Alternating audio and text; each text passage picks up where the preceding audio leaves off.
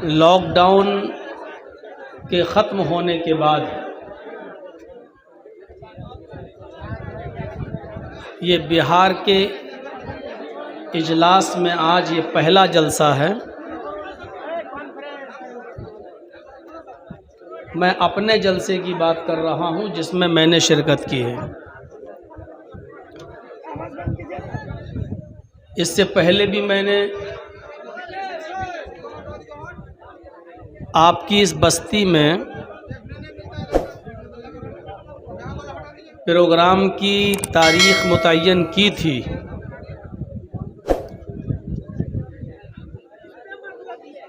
और कई जलसों में उस वक्त मुझे शिरकत करना थी, लेकिन बीच में ही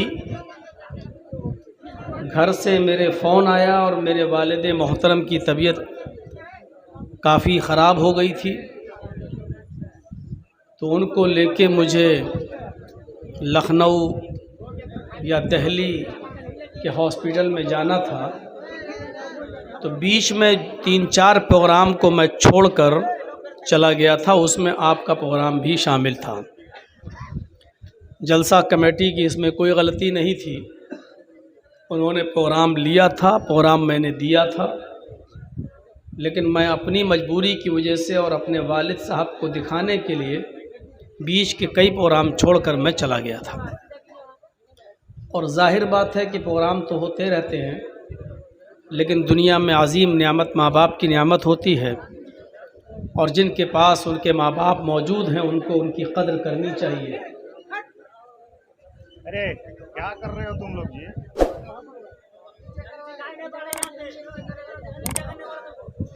मत देखो ना, बिना देखे सुनो। थोड़ा सा पीछे हो जाओ, थोड़ा सा पीछे हो लो, थोड़ा पीछे हटो, थोड़ा सा पीछे हो जाओ। क्या इतना सट के आगे बैठ? आपको नहीं दिख रहा, आप स्टेज पे आ जाओ। चलो आओ, मैं बुला रहा हूँ ना, आप स्टेज पे आ जाइए। ये पीछे जो स्टेज पे बैठे हैं वो भी हमको नहीं देख पा रहे हैं। मेरी शक्ल तो इधर है ना, पीछे वाले कैसे देख रहे हैं? कुछ एडजस्ट करना सीखिए। तो अल्लाह रब्बुल आलमीन से दुआ कीजिए कि बारे इलाह मेरे वालिद मोहतरम को भी शिफ़ाए कामिला और आजिला अता फ़रमाए, और जो बीमार हैं उनके अलावा और भी जो बहुत से लोग बीमार हैं उन सबको अल्लाह रब्बुल आलमीन शिफ़ाए कामिला और आजिला अता फ़रमाए। इस मरतबा प्रोग्राम लिया, मौलाना तौहीद साहब की ज़्यादा इसमें मेहनत रही, बराबर मोबाइल पर राब्ते में रहे और याद दिलाते रहे कि ये वही इलाका है जहां आप छोड़ दिए थे, चले गए थे, और वो लोग बेचारे अभी तक सब्र किए हुए हैं, और इस मरतबा भी उन्होंने याद किया है। बहरहाल मैंने बिहार के जलसों में सबसे पहला प्रोग्राम आपको ही दिया है। कल घसिया घाट में है, परसों रानी पतरा में है, उसके बाद में क्या है वो लाल बथानी, कौन सा इलाका पड़ता है आप लोगों का? बड़ा मशहूर इलाका है साहिबगंज, उधर प्रोग्राम है। फिर वहीं से बागडोरा होते हुए फिर मुझे हैदराबाद की तरफ निकलना है। तो अब प्रोग्राम लॉकडाउन के बाद खुले हैं। अल्लाह रब्बुल आलमीन इन प्रोग्रामों को खैर व बरकत का बायस बनाए, और इससे हमारी उम्मत इस्लामिया की इस्लाह हो, और जिस मकसद के तहत प्रोग्राम रखा जाता है अल्लाह रब्बुल आलमीन हमें उस मकसद में कामयाबी अता फ़रमाए। थोड़ा सा सब्र कीजिए, मुझे बहुत सख्त मिसालें देने पर मजबूर मत कीजिए। मैं नहीं चाहता हूं कि 1.5 साल के बाद बोलने पे आया हूं तो फिर सख्त मिसालें मैं दूं, मजबूर मत कीजिए। बहुत छोटी सी सूरत मैंने आपके सामने पढ़ी,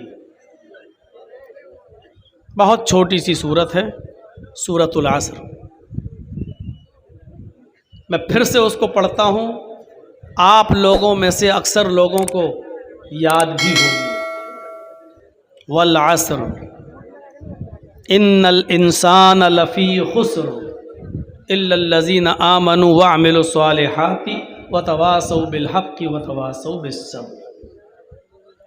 बज़ाहिर इस सूरत का हज्म बहुत मुख्तसर है, बहुत छोटी सूरत है,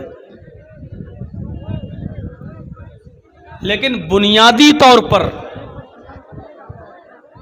पूरे कुरान के अंदर जो तालीमात भरी पड़ी हैं और पूरे कुरान के अंदर जो कुछ भी कहा गया है उसका एसेंस, उसका खुलासा इस सूरत के अंदर अल्लाह तबारक व तआला ने इजमालन पेश कर दिया है। मशहूर मुफस्सिर कुरान हज़रत अब्दुल्लाह इब्न अब्बास रज़ी अल्लाह तआला अन्हु, जिनके बारे में अल्लाह के नबी सल्लल्लाहु अलैहि वसल्लम ने दुआ की थी, कहा अल्लाह कुरान तूने उतारा तो मेरे ऊपर है, लेकिन कुरान की समझ, कुरान की फ़िक़्ह, कुरान का इल्म तू अता फरमा अब्दुल्लाह को। और नबी अकरम सल्लल्लाहु अलैहि वसल्लम की इस दुआ का नतीजा ये निकला कि कुरान के सबसे बड़े मुफस्सिर बनकर चमके हज़रत अब्दुल्ला इब्न अब्बास रज़ी अल्लाह तआला। अब्दुल्ला इब्न अब्बास रज़ी अल्लाह तआला अन्हु का कौल है, वो अक्सर कहा करते थे कि अगर अल्लाह तबारक व तआला ने पूरा कुरान नाजिल न किया होता, पूरा कुरान न उतारा होता, 30 पारे नाजिल नहीं किए होते, 114 सूरतों को नाजिल नहीं किया होता, सिर्फ यही एक सूरत अगर अल्लाह तबारक व तआला ने उतार दी होती, बस वल अस्र इन्नल इंसान लफ़ी खुस्र इल्ला लज़ीना आमनु व अमिलुस सालिहात व तवासौ बिल हक़्क़ि व तवासौ बिस सब्र, यही एक सूरत अगर उतार दी होती तो यही एक सूरत इंसान की पूरी जिंदगी के अमल करने के लिए काफ़ी होती। ये अब्दुल्ला इब्न अब्बास का कौल है। इससे आप अंदाज़ा लगा सकते हैं कि सूरत की अहमियत क्या है। पूरा कुरान अगर नहीं उतारा गया होता, सिर्फ यही एक सूरत, तो ये इंसानी जिंदगी के लिए काफी। अब हम अंदाज़ा लगा सकते हैं, ये है इसकी अहमियत, ये है इसकी फजीलत। पूरे कुरान के अंदर जिन चीज़ों से बहस की गई है, इजमाली तौर पर इख्तिसार के साथ शॉर्टकट में अल्लाह रब्बुल आलमीन ने सूरह असर में पेश कर दिया। पूरे कुरान का निचोड़ सूरह असर के अंदर मौजूद है। यूँ कह दिया जाए कि एक बहुत बड़े और फैले हुए समंदर को एक कूजे के अंदर बंद कर दिया गया है तो गलत नहीं होगा। मुझे इसी सूरत की हल्की सी तशरीह आपके सामने करनी। इस सूरत के पहले जुमले पर गौर कीजिए। अल्लाह रब्बुल आलमीन ने कसम खाई, वल असर, ज़माने की कसम। अब यहाँ सवाल ये पैदा होता है कि अल्लाह रब्बुल आलमीन कसम क्यों खाता है? बज़ाहिर कसम उन लोगों को खाने की ज़रूरत पड़ती है जिनकी बात का एतबार ज़्यादा न किया जाता हो, या कोई शख्स अपनी बात का वज़न बढ़ाने के लिए और अपनी बात को सामने वाले के सामने बावज़न बनाने के लिए कसम खाता है। मान लीजिए आप हमसे कर्ज ले रहे हैं, मेरी बेटी की शादी है, 50,000 रुपये जर्जी साहब दे दीजिए, मैं 1 हफ्ते में लौटा दूंगा, 1 महीने में लौटा दूंगा। मेरे पास 50,000 हैं, लेकिन मैं डर रहा हूं कि पता नहीं 1 महीने में लौटाएगा या नहीं लौटाएगा। उस डर को ख़त्म करने के लिए सामने वाला क्या कह रहा है? आप बिल्कुल बेफिक्र रहिए, आपका पैसा 1 महीने में हम लौटा देंगे। फिर भी हमको डर लग रहा है। साहब 50,000 की रकम कोई मामूली रकम नहीं होती है। हम 50,000 रुपये तुम्हें दे तो रहे हैं, लेकिन पता नहीं तुम दोगे या नहीं दोगे। तो फिर वो अपनी बात को बावज़न बनाने के लिए और मुझे एतबार दिलाने के लिए भरोसे में लेता है और क्या कहता है? अल्लाह की कसम, मैं 1 महीने में आपका पैसा ज़रूर लौटा दूंगा। जब एक शख्स के ऊपर मुझे यकीन नहीं है तो फिर वो यकीन दिलाने के लिए कसम खा रहा है, या यूं कह लीजिए मैं उसको झूठा समझ रहा हूं, पता नहीं देगा या नहीं देगा, तो वो अपने आप को सच्चा साबित करने के लिए कसम खाता है कि अल्लाह की कसम मैं आपको जरूर लौटा दूंगा। लेकिन अल्लाह को कसम खाने की जरूरत क्यों पड़ती है? लंबी बहस है, उस तरफ जाएंगे तो रात गुजरेगी। बस इतना इशारा कर देता हूं कि अरब के अंदर कसमें खाने का बहुत रवाज था। अरब के अंदर कसमें खाने का बहुत रवाज था। वो बात बात पर कसमें खाते थे, और जब कसम खाकर कोई बात कही जाती थी तो उस बात का ज्यादा एतबार करते थे। तो अल्लाह रब्बुल आलमीन ने भी कसम खाकर उनको एतबार दिला दिया। शॉर्टकट में मुख्तसर उसका जवाब यही है। अरबों के मिजाज को समझते हुए अल्लाह रब्बुल आलमीन ने कसम खाई। आया अरबों, बगैर कसम खाए कोई बात जब कही जाती है तो तुम उस बात का एतबार नहीं करते हो।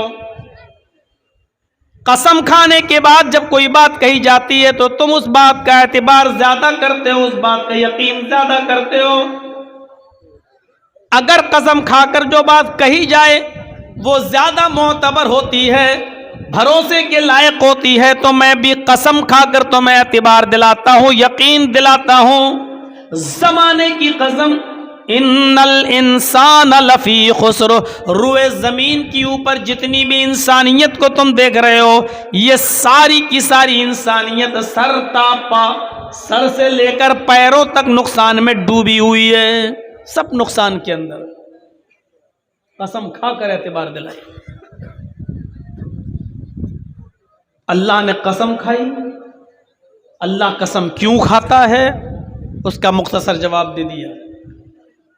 अब सवाल पैदा होता है कि अल्लाह ने जमाने की कसम क्यों खाई? अल्लाह रब्बुल आलमीन ने बहुत से मकामात पर बहुत सी चीजों की कसम खाई। कभी सूरज की कसम खाई, वश्शम्सी वज़ुहाहा, तो कभी चाश्त के नाश्ते के वक्त की कसम खाई, वज़ुहा, तो कभी रात के अंधेरे की कसम खाई, वल्लैली इज़ा सजा, कहीं उसने चांद की कसम खाई, वल कमरी इज़ा तलाहा, कहीं उसने फलों की कसम खाई, वत्तीनी वज़्ज़ैतून, कभी उसने फजर की नमाज के वक्त की कसम खाई, वल फज्र, और कहीं उसने अपने आप की भी कसम खाई, फला व रब्बिका ला युमिनून हत्ता युहक्किमूका फीमा शजरा बैनहुम। ये अल्लाह ने कसमें खाई हैं, लेकिन यहां उसने जमाने की कसम खाई। वल अस्र, जमाने की कसम, जब सारी दुनिया के इंसानों को उसने नुकसान में बताया तो उसके लिए जमाने की कसम खाई। और उसके पीछे भी एक रीजन है। रीजन क्या है? इंसान 1 दिन, 2 दिन, 3 दिन, 4 दिन, 5 दिन, एक